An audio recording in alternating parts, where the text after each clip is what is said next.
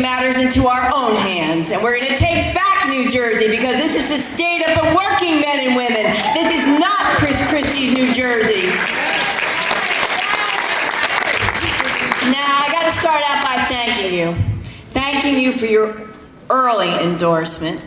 And you are part of a union that represents 70,000 people, and we stand for the same things. We stand for equality and fairness and justice and equal pay for equal work and a living wage and affordable and quality health care. That's what we all stand for, because that's the American dream. If you work hard enough in the United States of America, you ought to be able to support your family, and that's what unions are all about. And so, unfortunately, we have a governor who doesn't get it.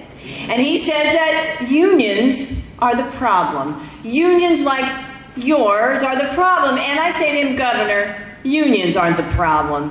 It's your misplaced priorities that are the problem, right? I don't know, I think he needs a history lesson, you know? Unions built up the middle class. Collective bargaining is part of democracy. That's why we are one of the most enriched nations in the world. And so when I think about all the problems we have, and we have a lot of problems, but we only have really one problem, right? And November 5th, problem solved.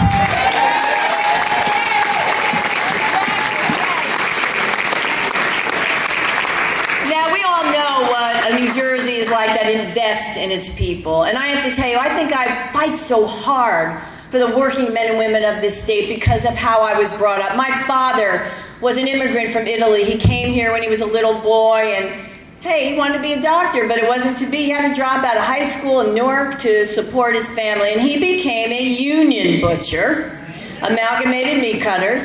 And my mom was an office worker, and after that a substitute teacher. And we lived in a small apartment in Nutley where my parents slept on a fold-out couch in the living room, so my sisters and I could have a bedroom. And we didn't have a lot, but we didn't feel poor. We felt like we had everything we needed because my father had a living wage, and even though he worked so hard every day, I remember, you know, looking back, he would come home and he would be so tired that he'd fall asleep on the couch.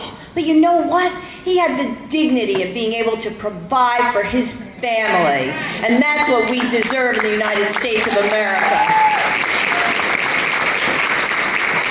You know, and my father and my mother, they taught me the importance of hard work, sacrifice, self-discipline, and education.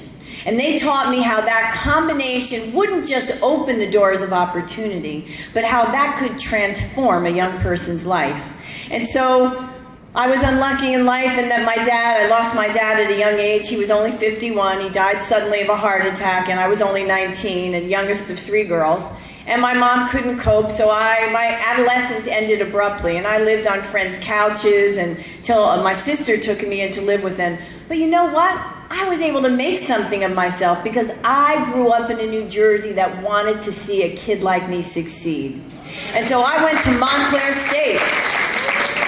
I was able to stay at Montclair State College because the tuition back then, it was affordable.